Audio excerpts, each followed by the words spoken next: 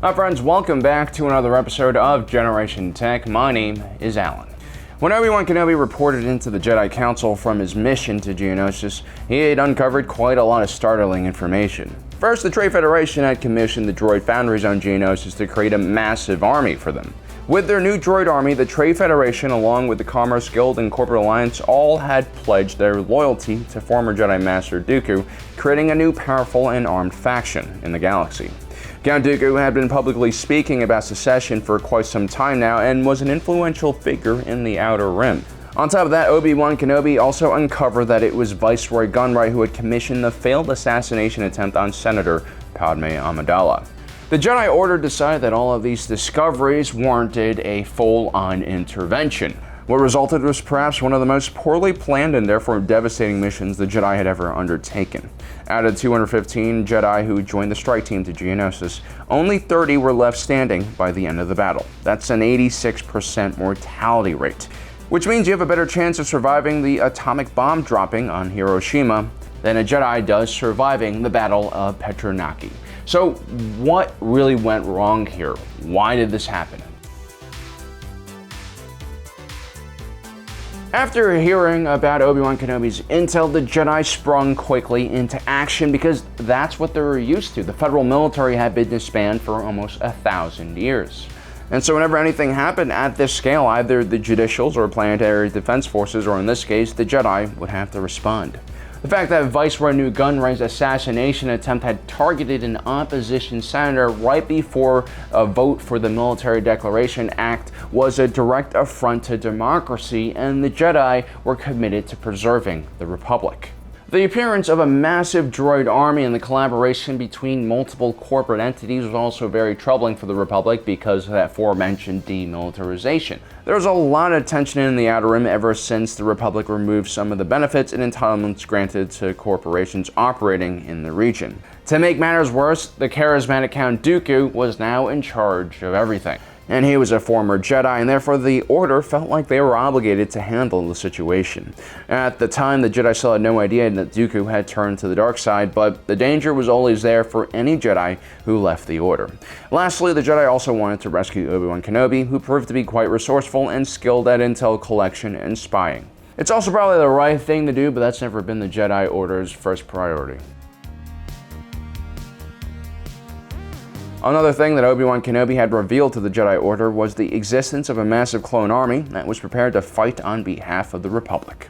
So the Jedi Order definitely knew of the clone army's existence, but they didn't really have any experience on the battlefield leading other men, and that would really show in the coming battles. Whether it was a product of arrogance or inexperience, the Jedi Strike team assembled by Mace Windu decided to strike Petranaki Arena and attempted to extract Obi-Wan Kenobi alone without any support from the massive clone army. Perhaps there was an urgency to rush in there and arrest Count Dooku and also save Obi-Wan. But at the same time, this was kind of the straightforward frontal attack that you would expect from a Jedi Order that has experienced very little combat and adversity in the last 1,000 years. Simply put, it was foolish for Mace Windu not to wait a little longer for clone forces to arrive and reinforce them, especially because they knew about the massive droid army that was certainly on the planet. As the war went on, many Jedi began relying on armor. Now, whether it was something as simple as leather or something more protective like plastoid armor, the reality was, no matter how skilled you were, eventually a stray blaster bolt or a piece of shrapnel is going to hit you, so it's always better to have some protection. Before the Battle of Geonosis, most Jedi went into combat wearing just homespun cloaks that were designed to hide a fighter's movements while they were dueling. The idea was to not be restricted and allow for optimal movement. Had all of the Jedi been wearing armor when they were going into the Battle of Petranaki Arena, it's very likely that many of the individuals who died would have just been wounded. The other problem was that the Jedi grossly overestimated the enemy's strength in Petranaki Arena. They had assumed that they could just rush in and grab Obi-Wan and arrest Dooku and quickly leave their premise. I guess the Jedi had supreme confidence in the strike team's ability to move very fast and efficiently and get out of there before droid reinforcements arrive. This is perhaps why many of the Jedi Knights and Masters that took part in the Geonosis strike mission also brought along with them their Padawans. Some of them were not even teenagers yet and definitely not skilled enough for what was about to come. It's not surprising that most of the Padawan who went to Geonosis did not make it back.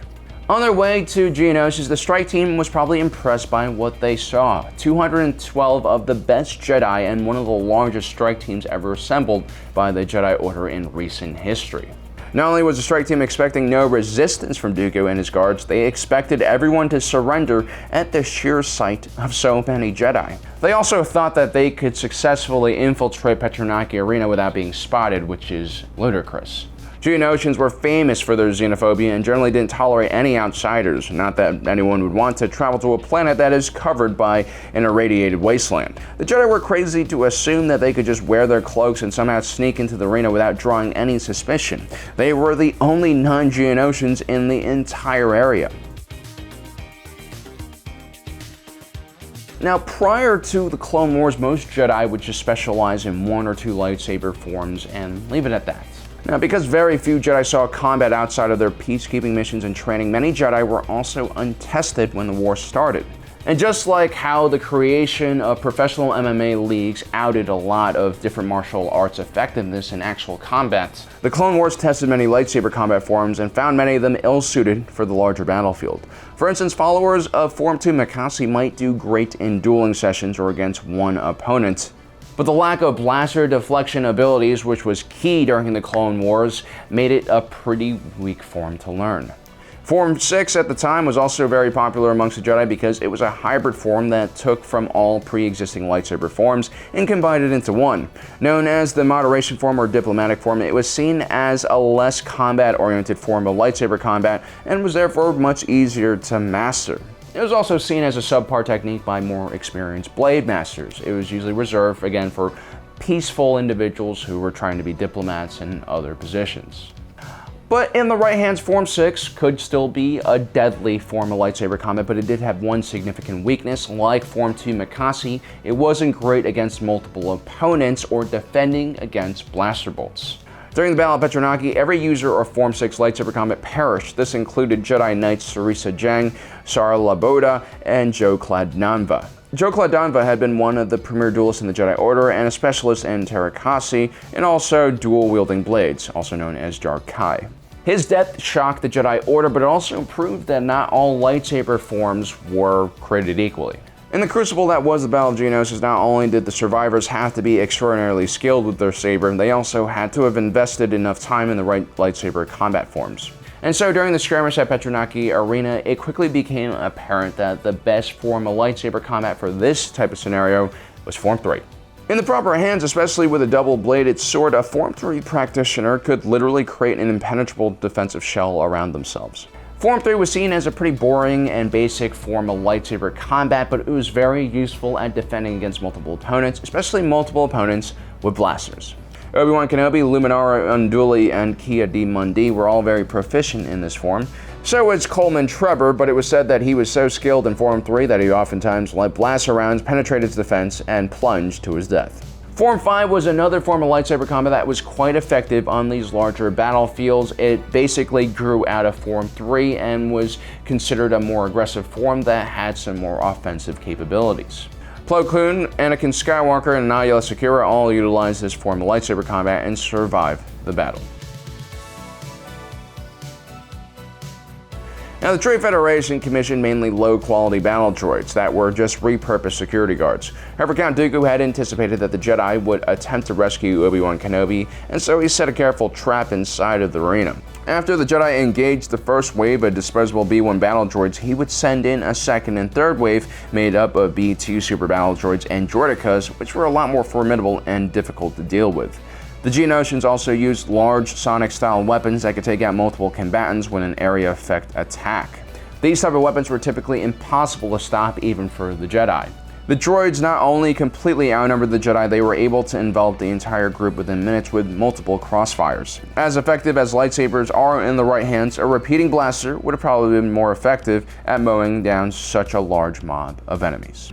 So what really happened at Petranaki Arena was a lack of planning and a bit too much arrogance on the part of the Jedi. They clearly were not prepared for this engagement at all, and Count Dooku was.